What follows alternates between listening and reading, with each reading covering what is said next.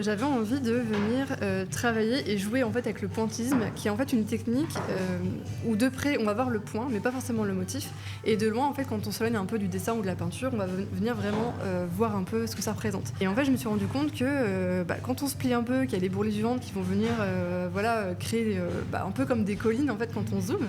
En fait j'aime bien jouer sur cette espèce d'abstrait. Donc j'appelle ça un peu comme une technique figurative abstraite, c'est-à-dire où en fait quand on zoome à fond sur une partie du corps, on va peut-être imaginer que c'est un caillou ou un bout de roche ou du sable ou un motif qui pourrait être des vagues ou la mer, je ne sais pas. Et en fait, quand on s'aligne un peu, on voit ce motif-là. Et en fait, j'aime bien jouer avec ça. Le fait qu'on ne va pas forcément deviner tout de suite de quoi il s'agit, ça m'amuse beaucoup parce que du coup les gens, je les regarde observer ce qu'ils sont en train de regarder et réfléchir à ce que ça peut être. Et j'avoue que ça m'amuse beaucoup. Bienvenue dans Escarbille, le podcast artistique qui met en lumière les parcours créatifs. Spécialisée dans la technique du pointillisme, Escarbille accueille aujourd'hui Clarisse Berciot, une artiste plasticienne originaire de Valenciennes, qui a développé cette technique à la suite d'un séjour artistique sous le soleil de la Sicile. Ayant principalement le corps féminin et le motif du drapé comme objet de réflexion, Clarisse a tout récemment décliné son procédé en illustrant la faune de la Côte d'Opale, nous emmenant donc dans une balade méditative à la découverte de ce joli patrimoine. Vous n'avez qu'à fermer les yeux, ça y est, vous les sentez, les embruns qui caressent votre peau. Bonjour Clarisse. Bonjour Alizée, bonjour Escarbille. Merci beaucoup d'avoir accepté notre invitation pour participer à ce podcast.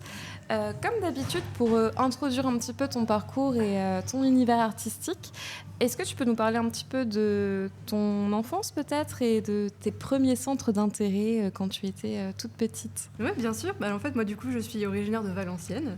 Donc, j'ai grandi dans un quartier assez populaire. Donc, c'est vrai qu'on avait beaucoup d'activités à droite à gauche, école de danse, etc. Et au collège, en fait, je me suis vite mise en fait, sur les concours de dessin du CDI. Donc c'est là en fait où j'ai commencé tout doucement à dessiner et à l'époque je lisais aussi beaucoup et j'écrivais aussi également beaucoup. Après le collège, après si on embraye sur le lycée.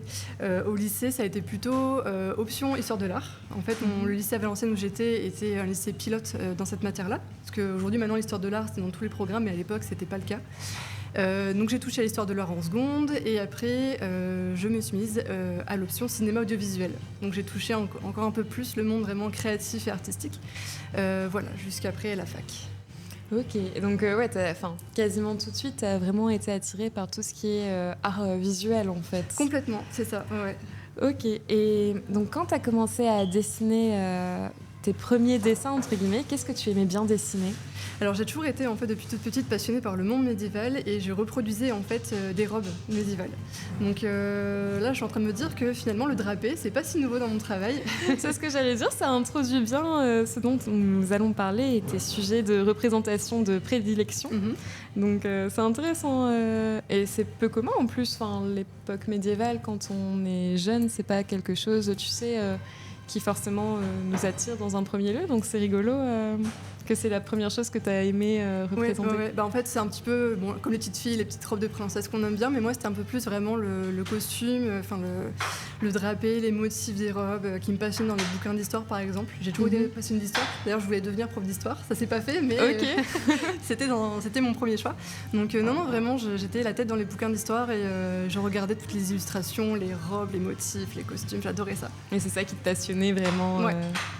Ok, c'est super intéressant pour la suite de ce podcast. C'est une très belle introduction.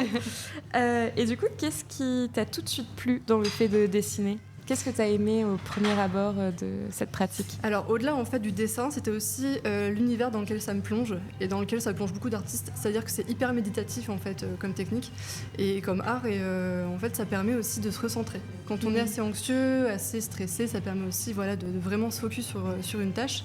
Et puis vraiment l'utilisation des couleurs, des crayons de couleurs, de découvrir les motifs, les ombrages.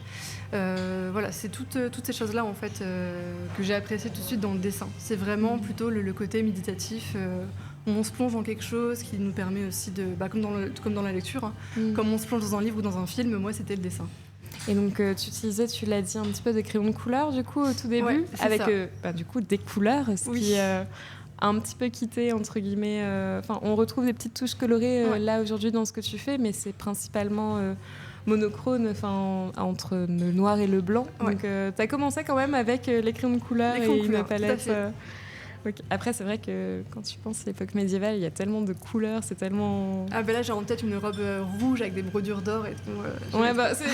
C'est exactement un peu l'imaginaire que j'avais aussi de cette époque. Et du coup, quand est-ce que ça a commencé à devenir vraiment... Est-ce que tu as eu un déclic où tu t'es dit...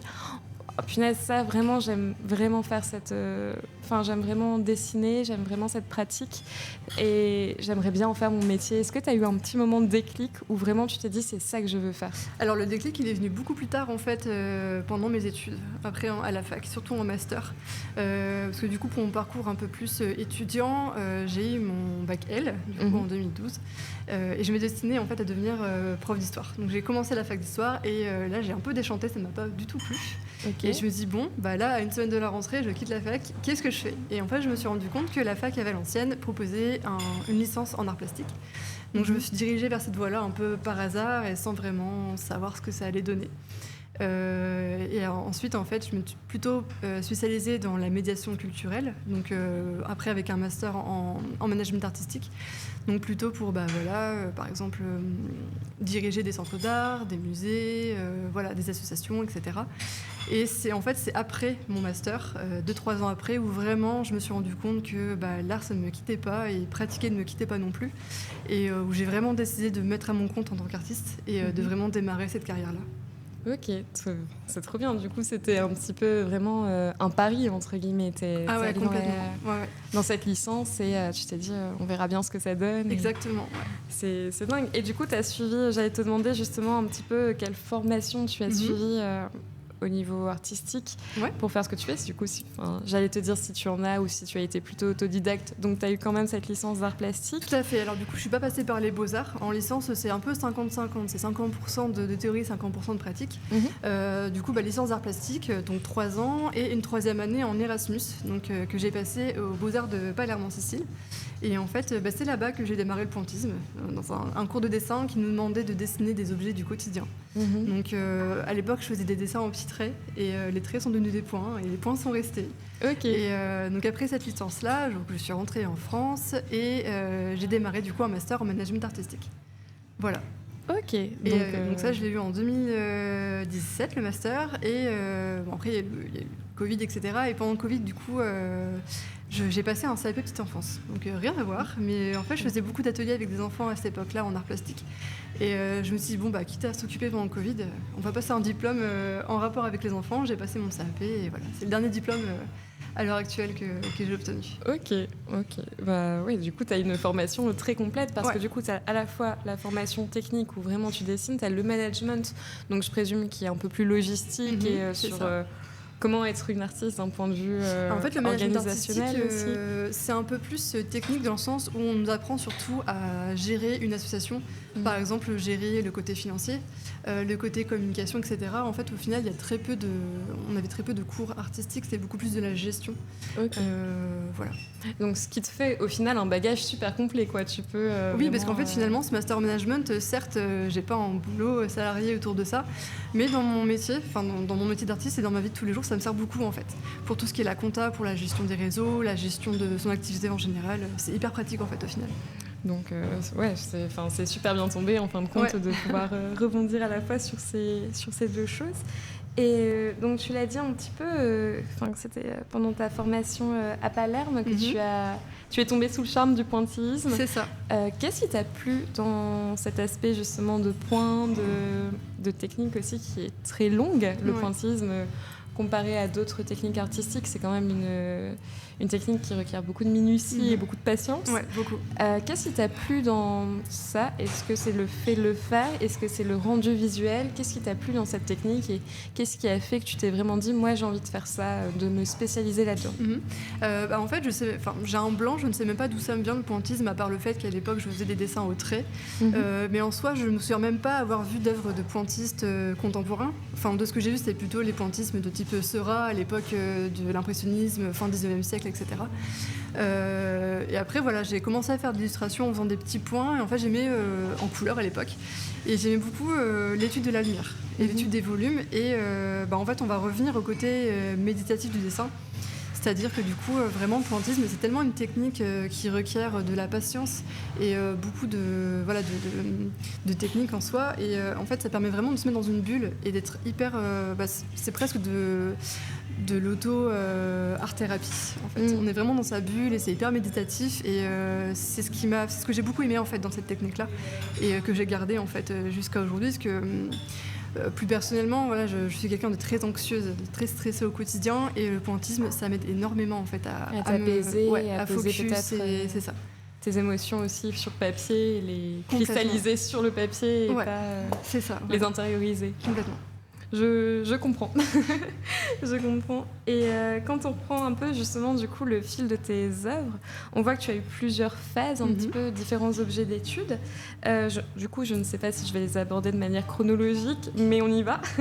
J'ai vu qu'il y avait une première phase où tu prenais comme modèle des figures cinématographiques, mais aussi des figures que tu reprenais à travers des photographies, des sculptures, des œuvres... de peinture. Comment tu choisissais ces œuvres? Qu'est-ce qui te plaisait et qu'est-ce que tu avais envie de retransmettre aux gens en reprenant un modèle préexistant et en le revisitant à ta manière? Parle-nous un petit peu de cette phase de reproduction artistique. Oui, alors en fait, du coup, à la base, ça a toujours été le point fort de mon travail, c'était beaucoup le corps féminin, le nu féminin, la représentation des formes. Et après, ce que tu parles en fait par rapport au portrait du cinéma, c'était par rapport à un Inktober. Alors je ne sais pas si tu sais ce que c'est que l'Inktober. Alors moi je sais, mais je veux bien que tu rappelles pour les auditeurs qui ne connaissent pas le principe. Alors du coup, en fait, l'Inktober, c'est un défi qui touche le monde de l'art et qui a lieu tous les ans, donc au mois d'octobre. Donc October, Inktober, et Ink c'est pour le mot encre. Donc à la base, en fait, c'était un défi qui consistait à, pendant 30 jours au mois d'octobre, avoir une liste thématique et sur cette liste-là, faire un dessin tous les jours. Donc aujourd'hui, ça s'est vraiment démocratisé au-delà de la technique encre. Donc il y a un peu de tout, même sur tablette, art numérique, etc. aujourd'hui. Et j'avais fait une fois une liste sur mes références dans le milieu du cinéma et de la série. Donc des références féminines. Donc j'avais reproduit, alors j'ai pas fait les 30 jours, mais j'avais reproduit une vingtaine de portraits de femmes qui me parlaient dans le monde du cinéma. Donc voilà, après ça reste le corps, le visage, la façon dont la lumière va venir taper sur les formes et créer le volume, etc. C'est ça qui m'intéresse surtout en fait, plus largement en fait au niveau du visage et du corps. Voilà, après le corps féminin, c'est quelque chose qui m'a toujours très inspirée.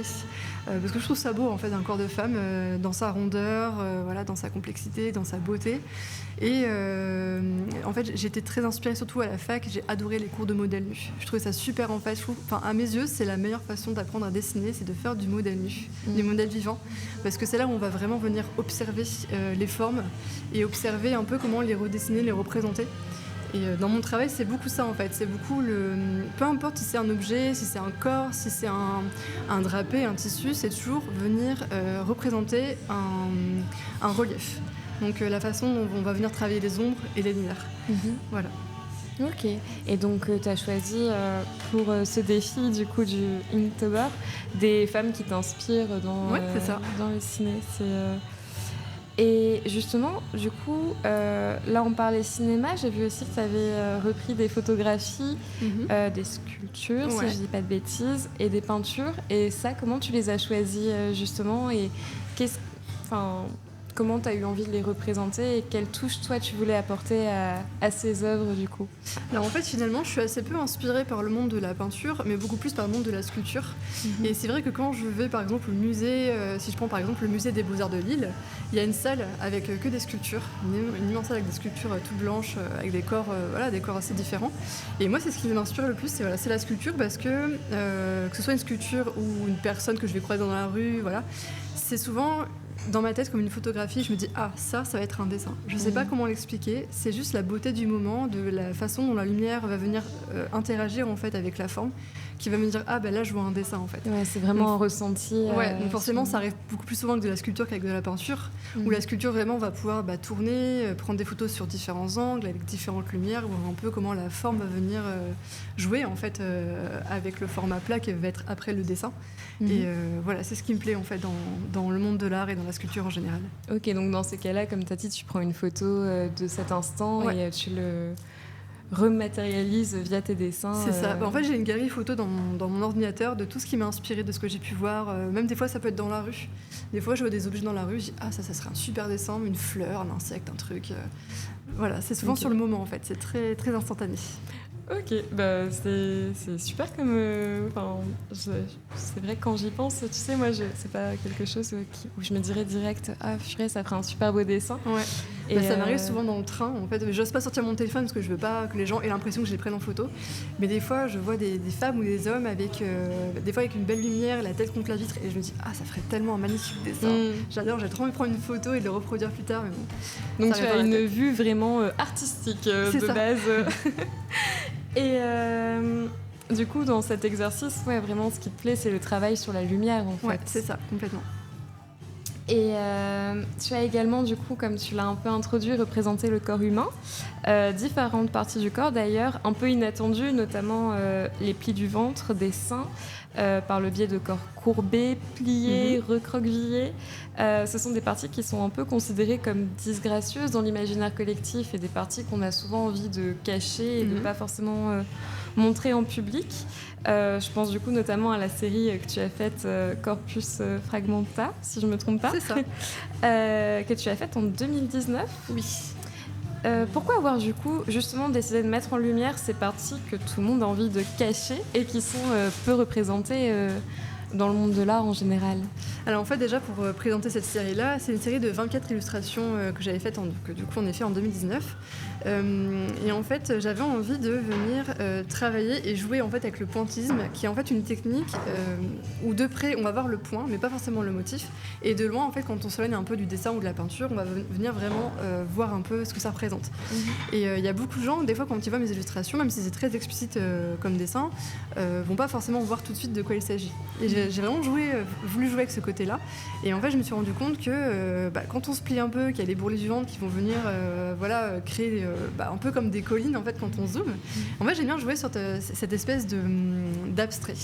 Donc j'appelle ça un peu comme une technique figurative abstraite, c'est-à-dire où en fait, quand on zoome à fond sur une partie du corps, on va peut-être imaginer que c'est un caillou, ou un bout de roche, ou du sable, ou un motif qui pourrait être des vagues ou la mer, je ne sais pas.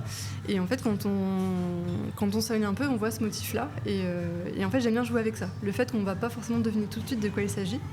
Donc cette série-là, il y a des visages, il y a des choses où on voit que c'est une main ou un regard. Mais il y a certaines illustrations où en fait, on ne devine pas tout de suite de quoi il s'agit. Et j'aime beaucoup jouer avec ça. Ça m'amuse beaucoup parce que du coup les gens, je les regarde observer ce qu'ils sont en train de regarder et réfléchir à ce que ça peut être. Et j'avoue que ça m'amuse beaucoup. Du coup, le côté illusion et aussi cheminement de pensée des gens qui découvrent tes œuvres. Ouais, et du coup, pour le côté, ce que j'ai voulu représenter du corps féminin qu'on ne voit pas assez souvent à mon goût.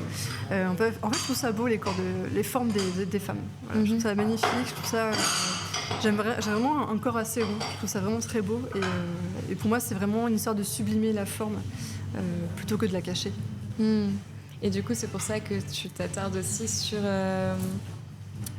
vraiment les plis du corps, sur ces... Ouais, sur ce qui n'est pas forcément reconnu comme esthétique. Ouais. Moi, j'aime justement rendre un peu hommage à ça et le rendre beau, tout simplement. Ok, c'est vrai que c'est une démarche qui dénote un petit peu de ce qui est traditionnellement vu, parce que c'est vrai que le corps féminin, ça doit toujours être vu comme quelque chose de très beau, t'as tout cet aspect un peu déesse, mythologie, le corps féminin, ça doit toujours être parfait. Oui, alors que Aphrodite représentée dans les sculptures antiques, c'est un taille 44, donc on est loin de la taille mannequin comme on l'imagine, très mince et tout. Non, en fait, c'est vraiment une femme moderne, finalement. Donc, c'est rendre hommage à la femme moderne. Exactement, dans toute sa complexité. Et du coup, justement, c'est peut-être un avant-goût de ton travail sur le motif du drapé qui est apparu un petit peu par la suite, si je dis pas de bêtises, où on retrouve du coup justement ces plissures et ce jeu de clair-obscur. Quand est-ce que tu as voulu intégrer justement ce motif de drapé et qu'est-ce que pour toi ça a apporté à ces corps du coup justement? Mais en fait, tu l'as très bien résumé, c'est-à-dire qu'en fait, le drapé, je vais venir l'étudier exactement comme je vais étudier un corps. C'est-à-dire que c'est un jeu de lumière, un jeu d'ombre, un jeu de plissure, un jeu de volume. Et en fait, de ce que je me souviens, je l'ai intégré de manière plus conséquente dans mon travail il y a peut-être 3 ans, pas plus, 3-4 ans. Et en fait, quand j'étais en Erasmus, justement, j'avais commencé à dessiner du drapé et en fait, je me souviens que j'avais beaucoup aimé travailler le drapé. Donc c'est quelque chose qui est revenu dans mon travail assez récemment et que j'aime beaucoup explorer parce qu'on peut venir vraiment, comme un corps va venir bouger et se plier, se déplier. Le drapé, c'est un peu la même chose en fait. On va pouvoir venir travailler avec le tissu et vraiment lui donner le volume qu'on a envie de lui donner et de travailler toujours avec ces jeux de lumière et d'ombre. Et c'est un travail en plus pas évident le drapé justement parce que c'est très complexe.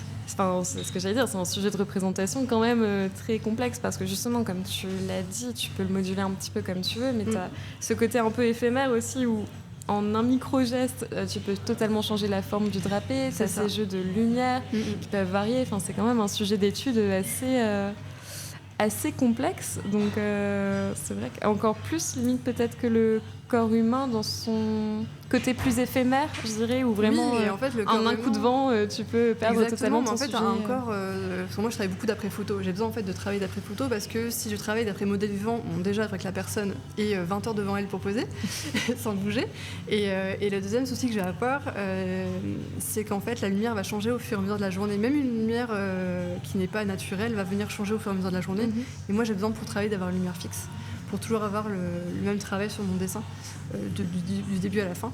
Et le drapé, c'est un peu plus complexe parce que pour prendre une photo d'un corps, on pose, on prend la photo, c'est fait.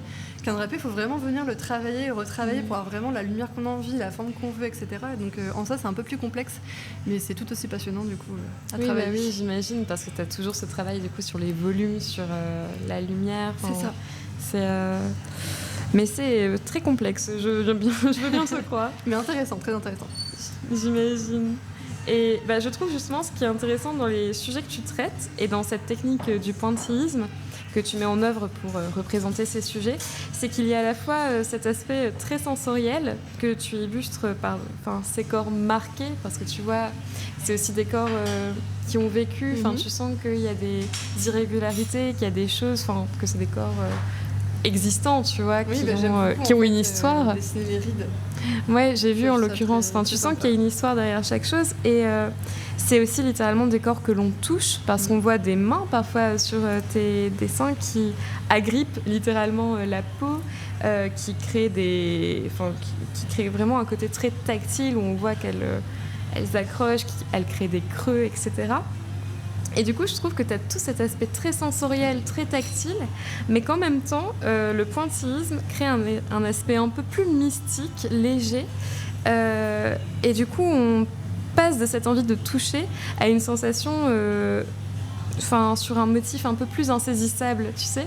Tu as à la fois cette envie de toucher et à la fois l'impression que tu peux pas l'attraper parce que le pointillisme crée comme un voile, justement, sur le sujet représenté. Et du coup, je trouve que tu as les deux aspects qui se télescope un peu de l'un à l'autre et ça fait un peu comme un souvenir, tu sais, où tu te représentes très clairement une scène dans la tête, mais tu peux pas le palper, tu peux pas le matérialiser, et je trouve que y a un certain côté onirique du coup qui ressort de toutes tes œuvres, à la fois des sujets représentés et de la technique que tu utilises du coup pour les représenter. Je trouve que tu as vraiment un aspect comme ça qui tu sais, ambivalent entre vraiment cette volonté de vouloir toucher et refaire la même chose et ce côté insaisissable. En fait, c'est surtout parce que j'aime beaucoup amener un peu de poésie en fait dans mon travail et montrer un peu la poésie de ce que je vois en fait au quotidien. Donc c'est ce que j'ai dit tout à l'heure avec l'histoire de je vois une chose en instantané et je me dis ça fera un dessin. En fait, c'est le côté poétique que je vais y voir. Par exemple, la brise sur une plante, le soleil qui va venir travailler un visage. Et j'aime beaucoup raconter des histoires justement au travers du travail des mains. Parce que j'aime bien me compliquer la vie, on l'a pu le voir dans mon travail. Donc en fait les mains, c'est une des choses les plus compliquées à travailler en illustration, en peinture, peu importe la technique. Et en fait les mains c'est quelque chose que j'aime beaucoup présenter parce que je trouve que les mains vont venir raconter l'histoire d'une personne, autant qu'un regard, autant qu'une expression du visage, autant que les rides. En fait je trouve que par les mains on va venir vraiment pouvoir raconter l'histoire de quelqu'un via par exemple la façon dont je vais la représenter, via la pose de la main, si elle est plus ou moins marquée, plus ou moins crevassée, voilà, on venir en fait donner aussi un effet de texture à cette main. Une main qui a travaillé toute sa vie dans quelque chose de très manuel, voilà, elle sera beaucoup plus marquée qu'une main qui a très peu finalement servi à des choses manuelles. Et via ça en fait j'aime beaucoup aussi raconter des histoires. Il y a récemment une série où il me semble qu'il y a pas mal ces motifs de la main justement. Je sais plus le nom, ce serait Hotel Room, ouais. Il me semble, où vraiment tu sens ces corps qui se... c'est là en fait où le drapé a commencé à venir jouer dans mon travail, où j'ai intégré en fait ce sujet-là. Série, du coup. Ouais. Ok, mais c'est vrai que c'est une série justement où je trouve que cette impression très marquée vraiment de... On s'attrape, on se découvre aussi. Enfin, tu sais, il y a vraiment un aspect découverte, ouais, et qui remet un petit peu les sens au premier plan. Enfin, tu sais, où tu vois, mais du coup, ça te donne envie de toucher, ça te donne envie de plonger un peu dans cet univers. En fait, il y a une atmosphère au travers de tout ça, même si c'est juste des points d'encre sur une feuille. En fait, juste en regardant ça, un peu comme on regarde une peinture, en fait, finalement, on imagine en fait toute l'atmosphère qu'il peut y avoir autour. C'est-à-dire que sur cette série-là, par exemple, c'est très cadré, donc il n'y a pas de contexte. On ne sait pas qu'est-ce qui se passe, on ne sait pas. Et en fait, c'est le spectateur qui va venir poser son propre regard, voilà, et créer sa propre histoire par rapport à ce qu'il voit. Et c'est vrai que ça, justement, j'avais envie de t'en parler. C'est vrai que vu que c'est très cadré, tu as tendance à toujours vouloir un peu imaginer ce qui se passe autour.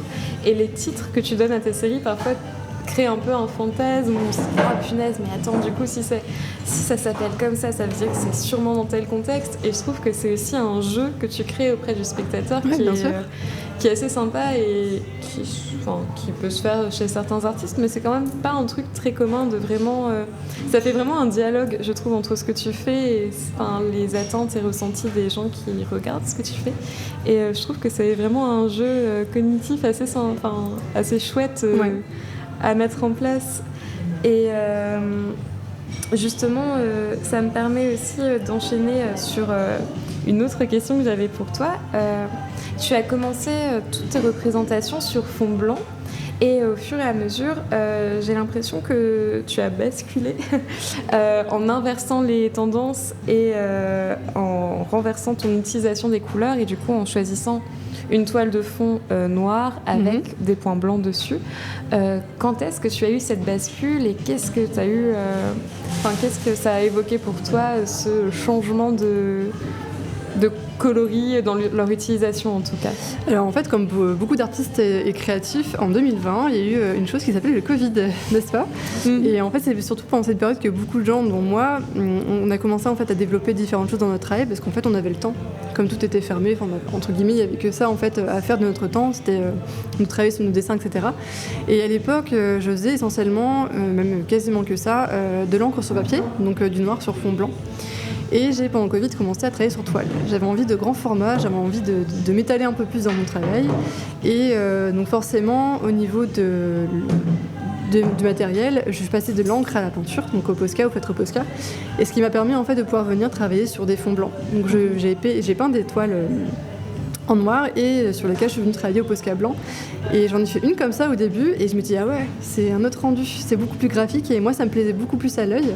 Et je me suis rendu compte que forcément les gens à qui je montrais mon travail, que ce soit sur les réseaux ou en exposition, ça leur parlait aussi beaucoup plus. Ils trouvaient ça beaucoup plus graphique et beaucoup plus beau entre guillemets. Et comme moi-même j'ai aimé ça aussi beaucoup, j'ai commencé à faire un peu plus de blanc sur noir que de noir sur blanc. Ok, voilà. Je trouve que d'un point de vue personnel, du coup, purement personnel, t'as encore plus une impression de légèreté avec le fond noir, alors que les points sont plus ou moins les mêmes, la technique utilisée est la même, les sujets représentés, pareil, sont similaires dans le traitement, mais même, je trouve que tu as vraiment une impression de légèreté et ça fait limite sur tous les drapés, limite une présence un peu fantomatique. Exactement. Tu sais, et on retrouve justement ce côté un peu mystique de ton travail. Parce qu'en fait, sur le noir sur blanc, on va venir avoir un effet un peu plus de profondeur, que le blanc sur noir, il y aura un peu plus un effet de relief. Et c'est ça en fait qui va donner en fait du mouvement au dessin ou à la peinture. Ok, et ça on verra un petit peu plus tard comment tu décides de l'un ou l'autre, mais est-ce que dorénavant tu continues de jongler entre les deux ou est-ce que tu as une préférence là à l'heure actuelle Là du coup maintenant quand je suis sur toile c'est toujours du blanc sur noir. Maintenant c'est systématique sur toile. Après en ce moment j'essaie de faire un peu plus des petites illustrations. On va dire que j'essaie d'alterner entre les deux. Quand j'en ai marre d'en faire un, je fais le deuxième. Et inversement, donc ça dépend. Et là en ce moment je fais aussi un peu plus j'ai amené un peu plus de dorure dans mon travail. Donc des ronds, la dorée un peu plus récemment. Que j'aime bien aussi, donner un peu ce côté de lumière, hein, finalement on revient toujours à ça. Et donc voilà, il n'y a pas vraiment de règles en fait, je jongle un peu entre les deux, c'est aux envies, c'est vraiment à l'envie, ce qui m'inspire le plus sur le moment T. Ok, il n'y a pas de règles prédéfinies du coup. Non, du tout. Et tu es également l'auteur de différents autoportraits. Oui. Qu'est-ce qui te plaît dans cet exercice de l'autoportrait ? Ça, c'est une très bonne question. En fait, l'autoportrait, je trouve que c'est l'exercice le plus difficile au final parce qu'on vient se dessiner soi et on vient raconter son histoire à soi et c'est toujours moins évident que raconter l'histoire de l'autre. Et en fait, dans l'autoportrait, ce que j'aime aussi, c'est pouvoir gérer, comme je prends la photo moi-même, de moi-même, c'est un selfie en fait au final au début, je viens en fait pouvoir travailler moi-même mes lumières, moi-même ma pose, etc., mon regard aussi. Et c'est un exercice qui est hyper intéressant en fait au final de se dessiner soi parce que c'est encore plus complexe que se regarder dans le miroir parce qu'en fait au final le miroir on se regarde 30 secondes. Un autoportrait, surtout en pointillisme, ça peut être 15-20 heures et à se regarder en photo pour dessiner, donc c'est un exercice un peu plus compliqué. Ouais, et à définir chaque courbe du visage, chaque ligne. Il y a des choses qu'en fait on découvre qu'on n'avait jamais vues, des fois un petit grain de beauté, une petite tache, les premiers rides qui apparaissent, ces petites choses-là, et en fait qui vont bien raconter en fait sa propre histoire dans son dessin. Et justement, quel message tu as envie de transmettre en utilisant ce moyen de l'autoportrait ? Parce que du coup, tu te réinventes, entre guillemets. Est-ce que tu as envie de véhiculer un message plutôt fidèle, d'une représentation fidèle de toi-même ? Est-ce que tu as envie de faire passer certaines choses ? Est-ce que c'est une vision de toi que tu aimerais, mais qui est en cours de création peut-être aussi ? Comment tu gères les messages que tu veux transmettre via cet exercice ? C'est une très bonne question aussi. C'est vrai que je m'étais jamais vraiment posé la question. Des fois, j'ai envie de faire un autoportrait, je le fais. Mais en cela, c'est plutôt un message de se dire c'est aussi le moyen de s'observer, de se recentrer un petit peu et de voir un peu l'image avant qu'on renvoie aux autres, l'image qu'on renvoie à soi-même. Et je trouve que c'est aussi important d'avoir ce travail-là et de travailler le regard, de travailler l'expression aussi, parce que comme dans ce qu'on apprend en histoire de l'art en finale à l'école, il y a certains artistes qui vont avoir via leurs autoportraits une période. Donc des fois ça peut être des périodes de couleurs, la période bleue, la période rouge, peu importe. Et c'est vrai qu'en autoportrait, ce serait un peu plus dans l'expression du visage. Est-ce que c'est un peu plus mélancolique ? Est-ce que c'est un peu plus joyeux ?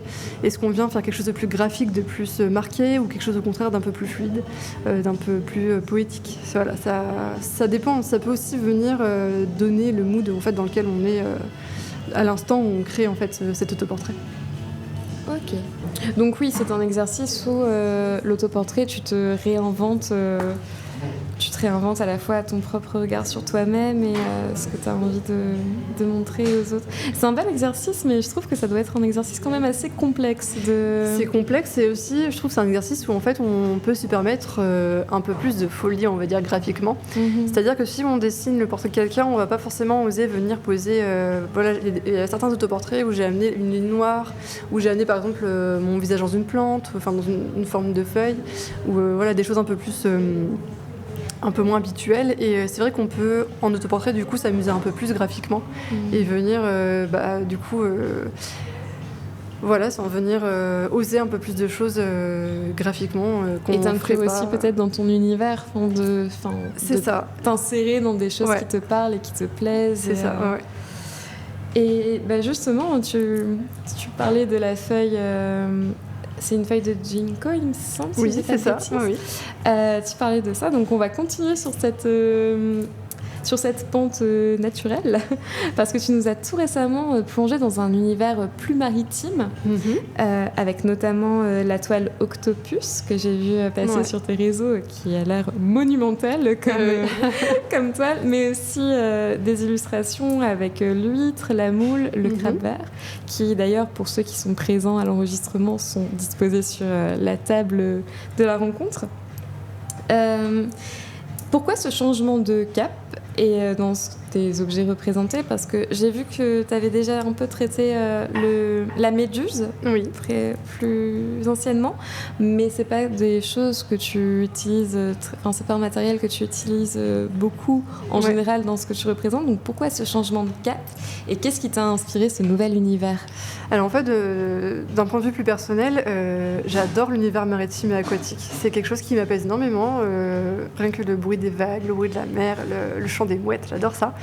Et en fait, le mois dernier, donc en juin, avec la Guérisse aussi n'est pas une piscine dont je fais partie depuis le mois de janvier, on a exposé à Ardelot. Donc on a une exposition de 2 semaines, donc Ardelot qui se trouve sur la côte d'Opale. Et du coup, à l'occasion de cette exposition-là, je me suis lancée un peu plus dans une chose, un sujet un peu plus thématique. Donc c'est là où j'ai fait du coup la pieuvre et derrière sont arrivés du coup le crabe, la moule, l'huître, etc. Donc en fait c'était cette exposition-là qui m'a un peu donné le tremplin vers une série un peu plus végétale et animale de ce thème-là. Et c'est rigolo du coup que ce soit en exposant certaines de tes œuvres que tu trouves, le lieu d'exposition t'a inspiré peut-être la prochaine expo du coup. Oui. C'est rigolo comme principe, mais c'est vrai que Ardelot, pour être de la région, a beaucoup de potentiel, je pense, artistique, et justement dans les luminosités, dans les lumières qu'on peut trouver. C'est ça.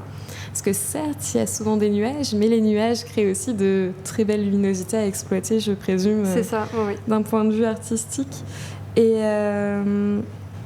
donc, c'est une série qui est à suivre.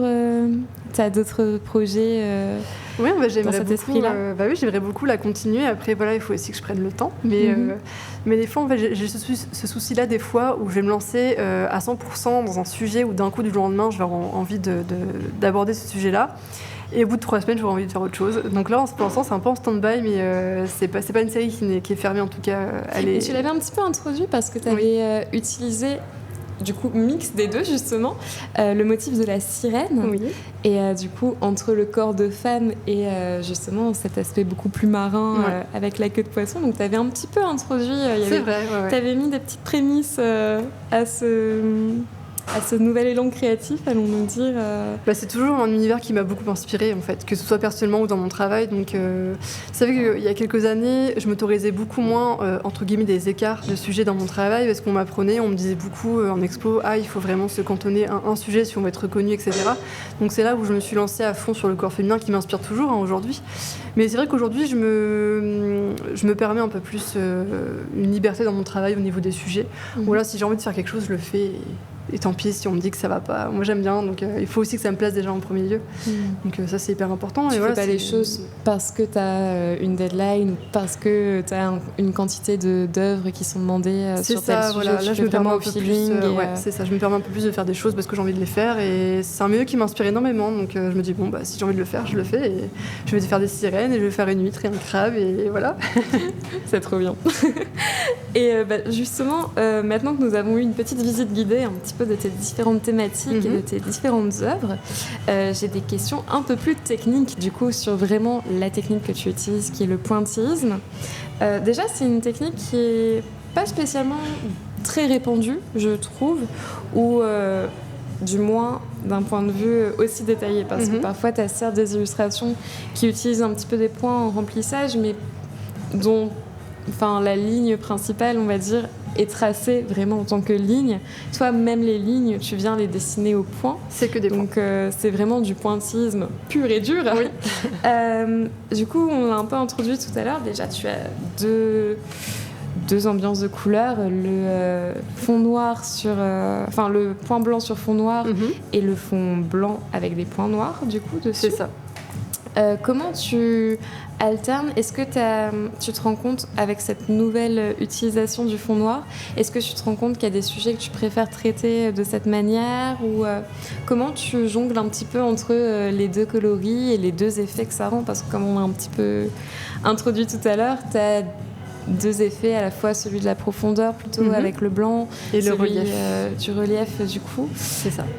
Comment tu choisis? Comment tu jongles entre les 2? Là du coup sur toile avec donc de l'encre, de la peinture blanche sur un fond noir, ça va être beaucoup plus du drapé. C'est ce qui m'inspire le plus en ce moment. J'ai fait assez peu de corps en fait finalement quand j'y repense sur cette colorimétrie là. Comme quand je vais décider de quel sujet je vais aborder, la couleur ça va être pareil. Quand je vais voir un certain dessin, une photo que je vais prendre ou que je vais voir, je vais dire ça je le vois tout de suite si c'est un fond blanc ou un fond noir. Tu le figures directement? Ouais, tout de suite. Oui, t'as pas besoin de faire des petits tests, des petits croquis, tu le vois directement? Alors en fait je suis une de celles artistes où vraiment j'ai aucun carnet de croquis. Okay. J'ai aucun carnet, j'ai aucun dessin préparatoire, moi c'est tout de suite. Dès que je vois un truc, c'est hop, je le prépare, la toile est prête, l'illustration. Et on y va quoi. C'est ça.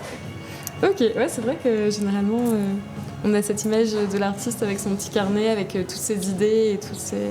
Donc toi, tu vas directement, il n'y a pas de questions à se poser, on y va quoi. Du tout. Ok, et du coup, question qu'on doit te poser très régulièrement. Étant donné que la technique du pointillisme requiert beaucoup de patience et de minutie, comme nous l'avons dit précédemment, combien de temps tu passes en moyenne sur une œuvre? Et je présume que tout dépend aussi de la taille de l'œuvre, mais est-ce que tu as des temps comme ça que tu serais nous communiquer? Alors en fait aujourd'hui je passe beaucoup moins de temps en fait au final sur une illustration que je pouvais y passer il y a 5 ou 6 ans, tout simplement parce que je me suis habituée et je suis un peu plus rapide qu'avant. Sur un ordre d'idée, on va dire qu'un format A4, donc le format le plus commun qu'on peut avoir à la maison, une feuille d'imprimante on va dire, ça va être une 15aine d'heures. Après ça dépend si le dessin s'il est plus ou moins grand, si ça prend tout le format ou pas du tout. En fait, ça dépend vraiment et c'est aussi pour ça que j'ai commencé à travailler sur toile, parce qu'il y a aussi cette question où je m'abîme les yeux. Je porte des lunettes depuis 2 ans, avant ce n'était pas le cas. Et je me suis beaucoup abîmé les yeux parce qu'en fait, à l'encre sur papier, c'est vraiment une toute petite pointe et j'avais limite le nez sur la feuille et je me suis beaucoup abîmé la vue. Et aujourd'hui, en fait, je travaille un peu plus sur du grand format parce que les Posca, c'est un peu plus épais et on peut prendre un peu plus de recul en fait sur son format. T'as moins besoin d'être focus vraiment de très près sur... Et en fait, une grande toile peut des fois me prendre moins de temps qu'un plus petit format sur papier, tout simplement parce que c'est plus rapide et c'est aussi beaucoup plus confortable pour moi en tout cas à travailler. Et est-ce que tu as une toile où vraiment tu as mis un temps record de travail dessus? Est-ce que tu as un temps comme ça qui te vient en tête? Ouais, c'est ma plus grande toile. Alors le temps, je n'en ai aucune idée parce qu'en fait, je me chronomètre pas. Ouais. Des fois, je peux passer 2 heures par-ci, 3 heures par là, 1 heure par là quand j'ai le temps. Et c'est ça que j'ai une grande toile qui fait 1 mètre sur 1 mètre. Et là, oui, c'est sûr que mis bout à bout, c'est plusieurs jours de travail. Ok, donc ouais, c'est vraiment un travail... tu pars en instantané, mais tu sais pas en fait pour combien de temps tu t'engages vraiment. Alors, des fois, je me dis mais pourquoi j'ai fait ça? Il y a un moment, je me dis non mais là c'est plus possible parce qu'en fait on se fait très mal au dos, très mal au poignet. C'est vraiment une technique qui est assez physique en fait au final. Ouais. Et non, puis en fait au début, dans quoi je me suis lancée, vers le milieu, la fin, je la vois pas, et à la fin, quand même, on est très content du résultat. Oui, tu dois avoir un effet de satisfaction c'est ça. En voyant le résultat de ce que ça donne. Et du coup, quand tu le dessines, justement, est-ce que tu ne fais pas... Enfin, tu as dit que tu n'avais pas de petit carnet, mais est-ce que tu dessines quand même un croquis rapidement sur ta toile ou est-ce que tu vas vraiment direct à fond Non, pas du tout. En fait, alors, quand j'explique aux gens qui me demandent comment est-ce que je fais pour faire mes dessins en pointillisme, j'explique en fait tout bêtement que c'est un peu comme les collages magiques pour les enfants. Avec les petits numéros, les petites zones numérotées. En fait, je fais un peu la même chose, sauf que je numérote pas, je vais venir hachurer en fait. Donc, que ce soit sur toile ou sur papier, pour moi, c'est exactement la même chose. C'est-à-dire que j'ai toujours une photo sur mon ordinateur. Donc, sur ordi, c'est bien parce que je peux zoomer à fond pour voir toutes les petites lumières qu'on ne verra pas forcément à l'œil nu. Et je vais venir en fait faire une mise au carreau. Donc en gros, la mise au carreau, c'est quadriller le format sur ordinateur, quadriller de la même façon sur la toile ou le papier pour avoir les bonnes proportions. Et à partir de là, en fait, je vais venir remettre tous les traits, les lumières, les zones, etc. Toutes les zones de lumière, donc les contrastes. Enfin, des fois, il peut y en avoir 5, comme il peut y en avoir 15, ça dépend du modèle. Et à partir de ça, je vais commencer par les zones les plus sombres. Et après, je vais comme ça grignoter jusqu'aux zones les plus claires. Ok. Voilà. Donc ouais, c'est quand même tout un travail préparatoire quand même avant de te préparatoire, lancer, mais directement sur le format du coup. Ok. Du coup, ouais, genre, le temps de travail, c'est quand même assez hallucinant. Mais ce que je trouve qui dénote vraiment le pointillisme, c'est le temps que tu passes dessus. Oui, mais en même temps, certes, c'est beaucoup de temps, beaucoup de patience et au final, beaucoup de don de soi. Aussi physiquement, comme j'ai dit tout à l'heure, les yeux et le dos et la main. Des fois, je prierais pour avoir un massage, tellement je me fais mal au dos. Non, mais après, il y a aussi ce côté-là, comme j'en parlais tout à l'heure, du côté très méditatif. Moi, ça me permet beaucoup de me recentrer, de me calmer un petit peu, de me déstresser dans des moments où je suis un peu angoissée. Et certes, ça prend du temps, mais c'est aussi un temps assez salvateur pour moi au final. Ok. Mais c'est vrai que waouh. Moi, quand j'y pense, je me dis waouh. Et qu'est-ce que j'allais dire d'autre ? Cela, du coup, prend donc beaucoup de temps. Et est-ce qu'aujourd'hui, justement, tu arrives à en vivre pleinement de ton art ? Parce que, comme quand tu dis, les durées d'une illustration, c'est quand même énorme. Est-ce que tu arrives à faire ça pleinement ou comment tu gères ta vie professionnelle, entre guillemets ? Alors, c'est sûr que sur un aspect un peu plus rapport temps de travail et argent récolté derrière, argent gagné, c'est sûr que je suis pas gagnante du tout. Parce que si on fait un calcul, je suis vraiment en dessous du SMIC, on va dire. Donc non, aujourd'hui, si je devais vivre uniquement de mes ventes et de mes commandes de tableaux et d'illustrations, j'en vivrais pas, ce serait pas possible. Mais en fait, il faut savoir que pour pouvoir gagner sa vie en tant qu'artiste, il faut diversifier un maximum ses sources de revenus. Donc à côté, du coup, je donne aussi des ateliers, je donne des cours en dehors des expos, des marchés, etc. Donc en fait, c'est tout ça mis bout à bout qui aujourd'hui me permet d'en vivre. Au final. Ok, et du coup, justement, tu l'as un petit peu dit, tu fais des ateliers et des formations, du coup ? C'est ça, voilà. C'est quel type de formation, d'atelier, auprès de quel public ?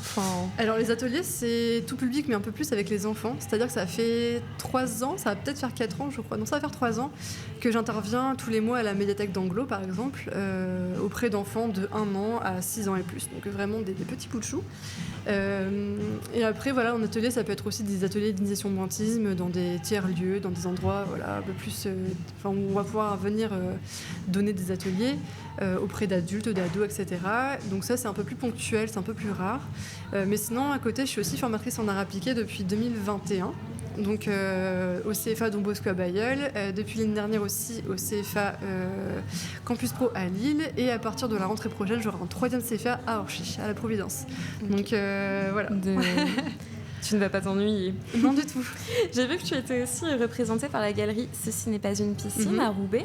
Peux-tu nous dire comment tu as eu cette opportunité et comment fonctionne ce partenariat entre la structure et... Alors en fait, je connaissais de loin un peu la galerie sur les réseaux sociaux, mais j'avais jamais eu l'occasion d'y mettre les pieds, parce que je vais très rarement à Roubaix en fait au final. Et c'est lors d'une exposition où j'étais l'année dernière qu'il y a Anne Lockman, qui est une artiste de la galerie, qui a son atelier en fait à la galerie, qui est venue me proposer en fait tout simplement d'y exposer. Donc ça, c'était en novembre de l'année dernière, et là du coup j'ai rejoint la galerie en janvier dernier. Donc ça fait un peu plus de 6 mois que j'y suis maintenant. Okay. Donc c'est pas vraiment un partenariat, en sachant que c'est une galerie qui fonctionne de manière collaborative et associative. Elle est autogérée par les artistes. Donc on a en fait une espèce de contrat de 6 mois. Donc on est là pour 6 mois, et au bout de 6 mois on choisit si on y reste, si on prolonge ou si on y part. Mais voilà, c'est 6 mois que j'y suis, et c'est une aventure très sympa, que je suis très contente de partager avec aujourd'hui 10 autres artistes qui sont d'univers artistiques très pluriels, très différents, différentes générations aussi, donc c'est hyper sympa d'avoir ce partage-là aussi avec eux. Ouais, vous devez peut-être vous inspirer aussi les uns les autres. Exactement, ouais. Je trouve que c'est toujours intéressant d'avoir cet aspect vraiment collaboratif et de vivre ensemble un petit peu. Exactement, parce qu'en tant qu'artiste, on travaille de chez soi, on est très souvent seul. Et c'est vrai que rejoindre ce genre de projet, c'est hyper agréable, parce que ça permet aussi de s'ouvrir déjà géographiquement, de pouvoir se déplacer, aller à Roubaix régulièrement, faire les permanences, les réunions, rencontrer les artistes, etc. Et aussi s'élargir sur son champ de travail, donc faire des collaborations, regarder un peu ce que font les autres, discuter un peu de notre quotidien aussi en tant qu'artiste, se donner des conseils, discuter de tout et de rien, de la vie. Et c'est hyper sympa en fait d'avoir cet échange-là, de pouvoir rencontrer du monde. Et voilà, ça permet tout simplement de pouvoir s'ouvrir un peu à son atelier et rencontrer un peu les autres et comment eux travaillent. Mais j'imagine, ça doit être assez stimulant. Ouais, complètement. Et j'aimerais que l'on plonge encore un peu plus dans ton univers personnel. Et pour cela, nous allons parler d'un concept d'André Malraux, celui de musée imaginaire, dont je t'ai un petit peu parlé en amont. Donc les auditeurs d'Escarbille qui sont dorénavant familiers avec ce concept, ce ne sera qu'un rappel pour eux, mais pour les nouveaux auditeurs qui nous rejoignent, André Malraux appelait musée imaginaire tout ce que l'on connaît, aujourd'hui notamment par le biais de reproduction, sans nécessairement se rendre dans un musée justement. Et j'aime imaginer que nous avons chacun notre propre musée imaginaire avec les œuvres que nous avons aimées, celles qui nous ont particulièrement touchées. Et est-ce que ça te dit de m'emmener visiter un petit peu ton musée imaginaire ? Avec grand plaisir. Alors, pour changer un petit peu, parlons musique. Qu'est-ce que tu aimes écouter en général dans la vie ? Quels sont les styles musicaux qui te parlent, les groupes, Plonge-moi dans ton univers musical. Alors moi, en fait, pour se plonger dans mon univers musical, c'est-à-dire que j'écoute de tout. Donc en ce moment, en fait, c'est par période. Je vais écouter des fois du Vivaldi, comme j'ai écouté de la techno, comme ces derniers temps, j'ai poncé le dernier album de Billie Eilish. Voilà, j'écoute en fait un peu de tout, c'est selon un peu aussi mon esprit du moment, ce que j'ai envie d'écouter, comment je me sens, comment je ressens les choses. Donc ça dépend de plein de choses, mais c'est vrai que des fois je suis un peu monomaniaque de la musique, c'est-à-dire que je vais me plonger dans un truc que je vais écouter non-stop pendant un mois, et après à la fin du mois j'en aurai marre et je vais écouter un truc très différent. Donc voilà, ça va être... j'ai aussi beaucoup aimé Aurora l'année dernière. Aurora, Billie Eilish, la techno, de la musique classique, des fois du jazz, des fois de la lo-fi. C'est très, donc très on pluriel. jongle d'un univers à l'autre. Exactement, ouais. Et est-ce que du coup, dans tout ce méli-mélo musical, est-ce que tu as un album favori que vraiment tu conseillerais si tu devais être toute seule sur une île déserte, c'est cet album-là que tu emportes avec toi ? Est-ce que je peux en proposer 2 ? Bon, allez. Ok pour 2. Du coup, dernièrement, c'était le dernier album de Billie Eilish qui s'appelle Hit Me Hard and Soft, que j'ai adoré vraiment. Ça m'a vraiment transporté dans son univers, qui à cette période-là de ma vie, quand je l'ai écouté, qui était assez récente, m'a aussi beaucoup parlé. Et aussi l'album qui est sorti, je crois, il y a 2 ou 3 ans d'Aurora, qui s'appelle The God Who Can Touch, qui est un album où chaque musique, elle va venir raconter une histoire d'un dieu, d'une déesse antique, grecque ou romaine.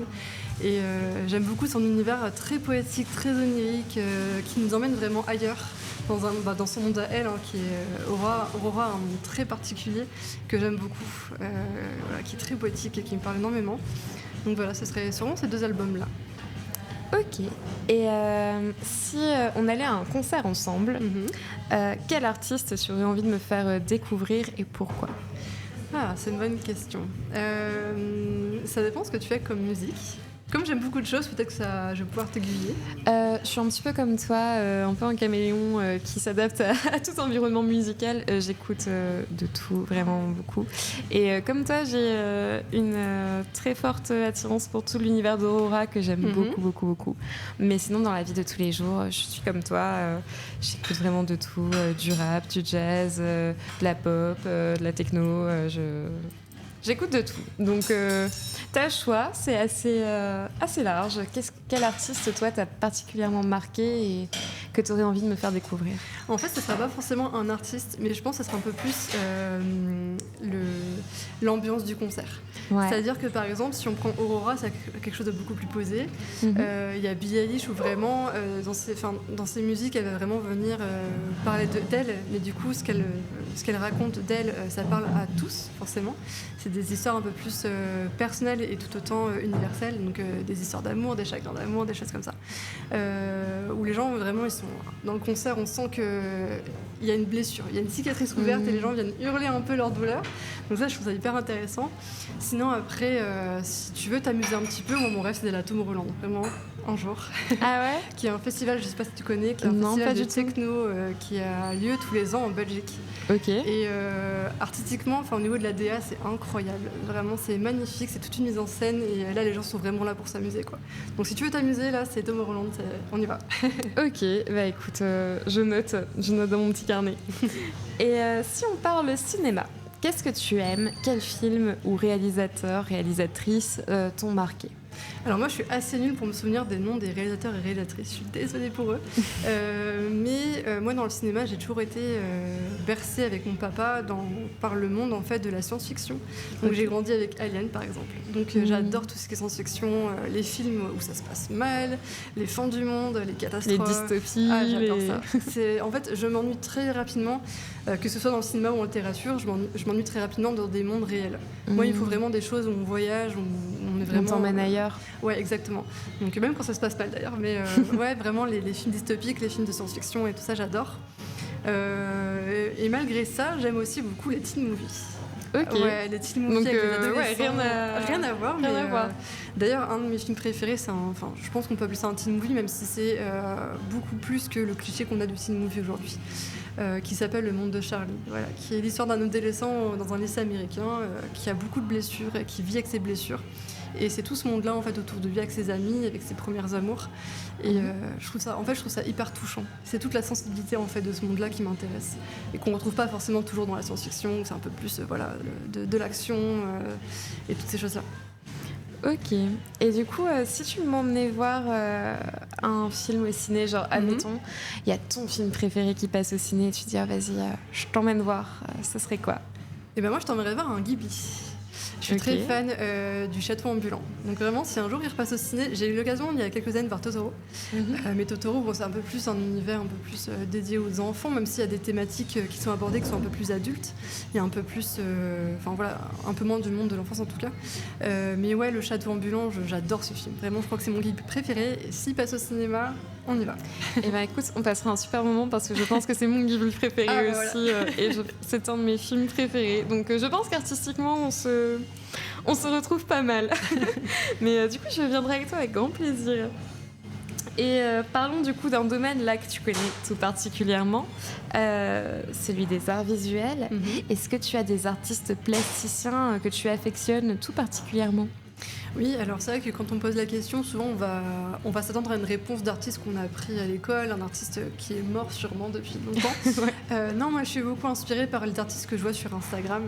Je pense notamment à Mathilde Polidori, qui travaille beaucoup avec de la couleur. Alors, mon travail est très monochrome noir et blanc, mais je suis très inspirée personnellement par ce qui est très coloré. Ok. Donc, le travail de Mathilde Polidori, j'adore. Enfin, tout ce qui est très coloré, très graphique, toutes ces choses-là. Après, des noms en particulier, j'en ai plein. J'ai plein de copains et copines artistes là du coin, lillois. Je pense à Guillaume, je pense à les illustrations de Lou aussi, qui a un univers beaucoup plus poétique, qui me parle beaucoup. Là, comme ça, j'ai pas de noms qui me viennent, mais si je devais réfléchir 5 minutes, je te donnerais une liste de moins 20 noms d'amis ou pas d'ailleurs, d'artistes que je connais ou pas, dont l'univers m'inspire beaucoup. Et du coup, parmi tous ces noms, si tu devais m'emmener voir une seule exposition, laquelle tu choisirais? Ça, c'est une bonne question. Une exposition. Je pense que ce ne serait pas une exposition, mais peut-être plutôt un marché de créateurs. Où vraiment, on va avoir plein d'univers différents, de gens tout aussi passionnés et passionnants. Et de voir aussi comment est-ce qu'ils arrivent à transporter sur différents formats leurs illustrations. Et ça, je trouve ça hyper intéressant. Plus le marché de créateurs. Je pense qu'une exposition... Un marché en tête ou Un marché en tête pour tous les marchés. En fait, on se retrouve beaucoup sur les mêmes marchés, quel que soit le marché. Donc, j'en ai pas un en tête en particulier. Mais c'est vraiment le milieu du marché, quoi. En fait, le milieu créatif et artistique lillois est assez petit. C'est-à-dire que même sur Instagram, on a des groupes avec les copains artistes, des groupes de discussion, on se retrouve sur les marchés, on se connaît très bien, on va boire des verres ensemble. Donc on retrouve toujours les mêmes têtes sur des lieux différents. Donc non, j'ai pas un nom de marché en particulier, mais voilà. Donc on part à l'aventure dans un marché de créateurs. C'est ça. Parce que oui, c'est vrai qu'on ne l'a pas vraiment évoqué, mais vous pouvez retrouver Clarisse très souvent, je pense, dans la zone lilloise, lors des différents marchés d'illustration, de créateurs. Voilà, petit moment promo calé dans le musée imaginaire.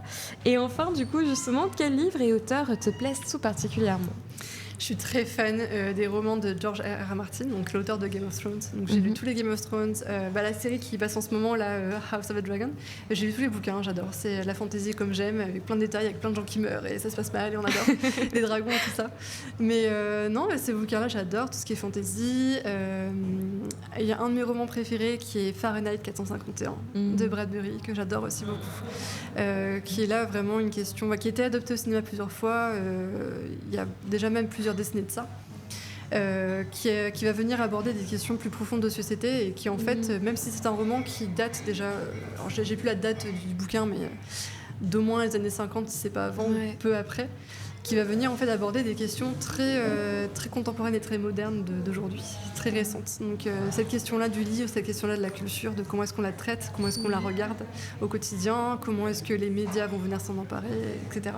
Et je trouve que c'est justement quelque chose d'assez indémodable. Enfin, la thématique de ce livre, et je pense que même dans 100 ans, si quelqu'un nous écoute d'ici là, je trouve que c'est vraiment quelque chose d'indémodable, où c'est des questions que tu peux toujours te poser, parce qu'étant donné que la société est donc perpétuelle construction, c'est toujours des choses qui peuvent te questionner et amener vraiment à reconsidérer certaines choses, certaines façons de voir les choses. Et je suis d'accord avec toi pour ce livre qui est très court de souvenirs, mais assez intense. C'est presque une nouvelle en fait, plutôt qu'un roman, mais très intense dans la perception. Et je trouve que c'est le type de livre où vraiment tu le fermes et tu te dis waouh. Il fait réfléchir. Il fait vraiment réfléchir. On fait un petit feedback de ce qui s'est passé et tout là, et pour moi c'est un petit peu la version ancienne de la série Black Mirror. En fait on a les mêmes questionnements qui nous viennent. C'est vrai, j'avais jamais fait le rapprochement, mais oui c'est vrai que t'as un lien quand même dans ce que Black Mirror c'est plutôt dans ce que la technologie peut engendrer sur l'humain, mais dans Fahrenheit en fait on a aussi toute cette technologie là via on a les maisons en fait où c'est plus des télés, c'est des murs de télé avec des pubs toute la journée, et il y a aussi ce questionnement là de comment est-ce que la technologie peut aussi apporter alors c'est très bien la technologie, mais comment est-ce qu'elle peut aussi apporter ce côté là négatif à l'humain et à sa réflexion, et en ça je trouve que ça se relie bien avec Black Mirror quoi. On retrouve les mêmes thématiques en fait au final. Ouais, c'est vrai, j'avais jamais fait le rapprochement parce que j'aime beaucoup les deux, mais c'est vrai que maintenant que tu le dis. Et du coup, si on allait ensemble dans une librairie, avec quel livre je ressors automatiquement sous le bras parce que tu me l'auras si bien conseillé? Alors moi je suis très fan, depuis toute petite je lis énormément de romans, mais il y a quelques années j'ai découvert le roman graphique. Donc le roman graphique, pour celles et ceux qui ne connaissent pas, c'est comme une BD, sauf que souvent c'est en un seul tome, c'est un peu plus conséquent en nombre de pages, et on aura un travail aussi du dessin un peu plus artistique que la BD, même s'il y a des BD qui sont très artistiques, mais en ça je veux dire qu'il y a vraiment des fois des artistes vraiment qui vont venir apporter leurs pattes au dessin, et voilà, le roman graphique je trouve ça hyper intéressant. Quel roman graphique j'ai pu lire? Il y a des romans graphiques très sympas sur, par exemple, Simone Veil que j'ai pu lire. J'ai plus le nom de l'auteur ni du titre exact, mais j'en suis désolée. Mais non, ou des BD plus récentes. Je ne sais pas si tu connais Si, sur Instagram, qui est une autrice de BD. Ça ne me dit rien. Non. C'est CY. Non, je ne connais pas. Mais du coup, tu vas me faire découvrir, ça tombe bien. Elle a sorti des romans graphiques et des BD très adultes, portés un peu plus sur la sexualité, par exemple. Elle a fait aussi une BD, alors je me souviens plus du titre, je ne sais plus, mais elle parlait en fait, par exemple, du traitement des femmes dans l'industrie des montres, avec l'histoire de l'uranium qu'il y avait dans les montres. Donc ça, c'est des techniques, des thématiques un peu plus graves, on va dire. Et là, récemment, elle a sorti une BD un peu plus jeunesse, qui est hyper intéressante, qui s'appelle Anna et l'Entremonde. Donc je t'invite vraiment à lire cette BD, et là pour l'instant elle est au 2e tome. Elle était l'année dernière. C'est une série Oui, je crois qu'il y a 4 ou 5 tomes en prévision. Elle le fait avec Marc Dubuisson, qui est du coup l'auteur côté écrit. Elle fait le dessin du coup de la BD. Et c'est une BD hyper intéressante, Anna et l'Entremonde. Et elle était en dédicace l'année dernière à Biglomois, la librairie Biglomois, donc j'ai pu la rencontrer à cette occasion-là. Donc je t'inviterai à lire cette BD qui est hyper cool. Elle travaille en plus pas justement au tradi et pas au numérique. Donc elle fait exclusivement à l'encre. Et Ouais, c'est ce qui se perd un peu. Ouais, et en fait, elle a une chaîne YouTube et une chaîne Twitch sur laquelle on peut la retrouver et où elle va venir, en plus d'Instagram, elle va venir faire des lives de comment est-ce qu'elle dessine avec ses encres, etc. Et je trouve ça hyper intéressant. Ouais, ça doit être passionnant à regarder. Ok, je continue de noter dans mon petit carnet. Merci de m'avoir fait visiter un petit peu ce musée imaginaire qui est bien complet et bien varié. Oui. Chez Escarbille, nous proposons un petit défi qui est relatif au podcast à chacun de nos invités. Est-ce que tu serais partante pour produire quelque chose à ton image sur le médium de ton choix? Tu as carte blanche, fais ce que tu veux, mais en tout cas quelque chose qui résume ton expérience et ton ressenti à la suite de ta participation au podcast. Oui, bien sûr, avec grand plaisir. Je sais même déjà ce que je vais faire. Donc, Oh. Alors, n'hésitez pas à bien rester connecté sur les réseaux pour voir l'œuvre de Clarisse qui arrivera du coup sur la page Instagram d'Escarbille. Et ma toute dernière question est la suivante, parce que la rencontre commence à toucher à sa fin. Quel conseil donnerais-tu à quelqu'un qui aimerait suivre la même voie que toi? Je pense que j'aurais même peut-être plusieurs conseils. C'est-à-dire que déjà... Vas-y, nous sommes preneurs. Alors déjà, par exemple, je vais aussi beaucoup parler par rapport à ce que moi j'ai pu vivre et voilà mon vécu et mon histoire en tant qu'artiste. C'est vrai qu'aujourd'hui, les réseaux sociaux ont une part hyper importante de notre travail et on a tendance à beaucoup se comparer et à beaucoup... lire les critiques et retenir les négatives. C'est-à-dire que sur Instagram, forcément, aujourd'hui, c'est devenu carrément un objectif de le visuel Instagrammable. On va venir présenter que du beau.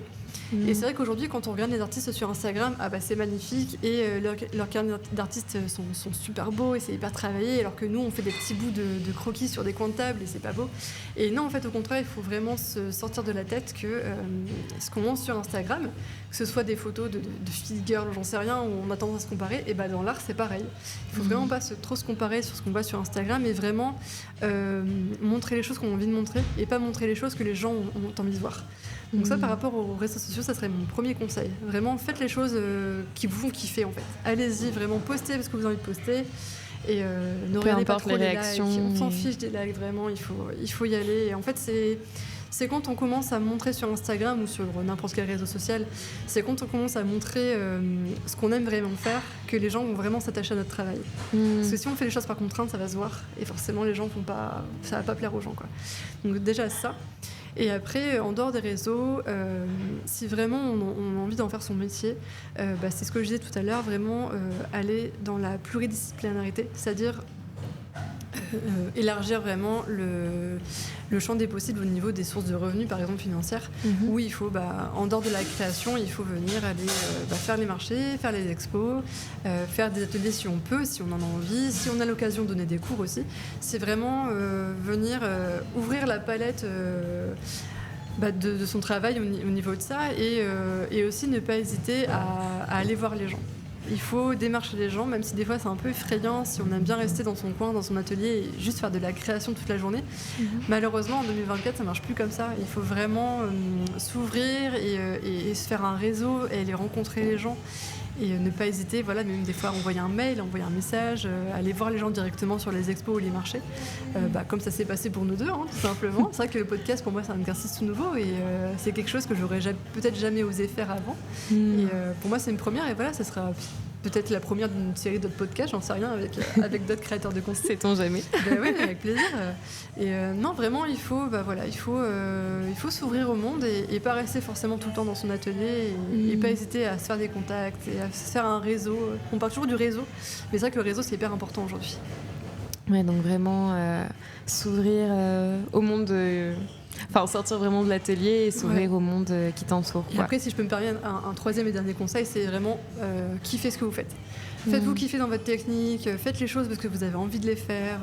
Faut pas hésiter. Faut vraiment, dès qu'on a une idée, faut y aller et pas se dire ah mais non, mais et si et ça. Non, faut vraiment y aller et kiffer son travail. De toute façon, il y a que comme ça que ça marche. Ouais, peu importe ce que les autres en pensent, faut foncer quoi. Faut être passionné avant tout. Parce que je pense que c'est en étant passionné que le travail en devient passionnant de toute manière. Donc, dans n'importe quel domaine d'ailleurs, que ce soit le dessin ou autre, mais vraiment être passionné. Pour moi, c'est le maître mot. Eh bien écoute, ce sont de très beaux conseils du coup. Avant de se quitter, il me semble que tu as pas mal d'expositions dès la rentrée. Oui. Donc dis-nous tout, où est-ce qu'on peut te retrouver dès le mois de septembre? Alors j'ai plus les dates exactes ni les lieux en particulier en tête. Faudra, je pense, me suivre un peu plus sur Instagram et sur mon site pour avoir les infos précises. Toujours en septembre à la Galerie Société Base une Piscine qui ferme au mois d'août mais qui réouvre là à la fin du mois d'août, début septembre. En septembre, j'ai peut-être une exposition mais elle n'est pas encore sûre donc je ne vais pas trop m'avancer. En octobre, on pourra me retrouver à la mairie de Seclin, l'hôtel de ville de Seclin pendant 2 semaines. En novembre, normalement, on pourra me retrouver à Douai avec une autre artiste qui s'appelle Sabrina Quindroy, que j'ai eu le plaisir de rencontrer il y a quelques mois sur une expo et avec qui j'expose maintenant régulièrement. Et en décembre, sur les marchés de Noël du Grand Playground, le 30 et 1er décembre et le 7 et 8 décembre. Voilà. Ok, donc j'espère que vous avez sorti votre agenda parce que du coup, t'as quand même un petit marathon de... C'est ça, en fin d'année c'est toujours comme ça. Les marchés, les expos de fin d'année c'est toujours un peu le marathon. On est habitué. Ok, pensez-y pour vos cadeaux de fin d'année. on est prévoyants chez Escarbi.